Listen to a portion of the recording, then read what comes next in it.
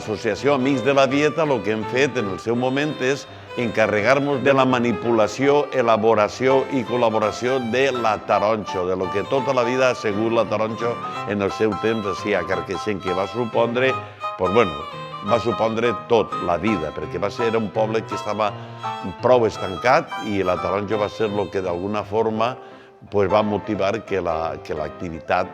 funcionara. Si n'hi ha algú que tinga algo ahí en l'estómago que li fa un poquet de ruïdo, que se'n vinga pa ací, que així li explicarem com i de quina manera funciona això. Perquè l'única aspiració que tenim nosaltres no és ni més ni menys que no decaiga, que n'hi hagi algú que recorde que així va haver un tren que va significar molt per a l'economia de la zona.